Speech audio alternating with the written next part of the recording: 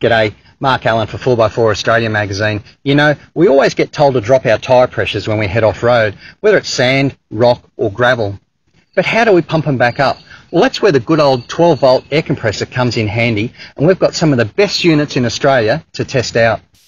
We'll only be looking at portable 12-volt units.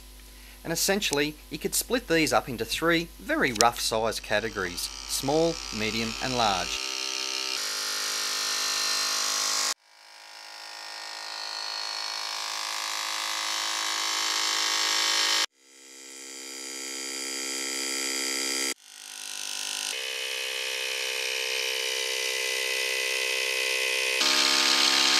Now, our testing method involves inflating a 33-inch tyre, which is a 285/70 R17, on a steel 17-inch rim. We've had inserted a second valve here to allow for constant air pressure readings while we connected each air compressor to the first valve. We pumped the tyre up once from 0 to 40 psi to simulate fixing a flat tyre. Then we went from 15 to 35 psi 4 times to simulate inflating all tyres after a soft beach run. We timed each compressor, we tested the current draw at 40 psi, we measured the dB levels, plus we measured temperatures at the head, the handle and the hose disconnection point. And I tell you what, some of these air compressors get pretty hot. To deflate the tyres, I used an ARB Easy Tyre Deflator, which removes the valve stem completely to drop down to 0 as fast as possible. To drop pressures down to 15 psi, I used the Storm tyre deflators, and then I checked all pressures with a quality pressure gauge. One point to note with pressure gauges: with the supplied gauges that are plumbed in line with the air compressors, they never read accurately while the compressor is pumping. You need to switch the compressor off to have any idea of your tyre's pressure. I didn't rely on any of these, and I used the same quality gauge throughout the whole test after checking it against a few others I had.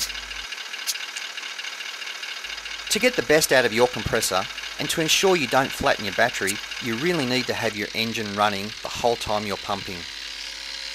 Some have chucks that are screw-on, some are clip-on, and some feature an over-center action to lock it onto the valve stem.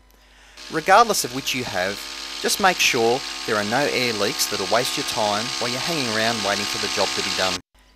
At the end of the day, there is just no doubt the ARB twin compressor with its built-in 4-litre air tank is the fastest available. It really is a brilliant unit, especially given the hard case to protect it. Its specs are second to none, and it's easily the winner on all counts, except price. If you're a tour operator or in charge of looking after multiple vehicles' tyres, have the space to carry it, need to operate air tools, and just simply want the best regardless of price, then this is the air compressor for you. For the rest of us, I reckon it's a bit of an overkill. So that takes us back down to the medium size category, of which there are plenty of great units on offer at reasonable prices. Sure, there are slight differences in times to reinflate our tyres, but all up, those time differences are pretty irrelevant. So for my money, I'd be looking at air compressors like the ARB single air compressor, the AC Pro Vortex, the Mean Mother Adventure 2 Air, the Dr. Air Off-Road ProFlow 150, the Bush Ranger Max Air 3, and the Ironman FlowMax Pro, as these all offer excellent performance figures, are an affordable pump, and, well, except for the Bush Ranger Max Air 3, have a protected air filter by way of being internally fitted. Personally, I'd like to see this range of pumps fitted into a hard case like the ARB unit, and while that doesn't enhance the performance, it does offer superior protection to your purchase.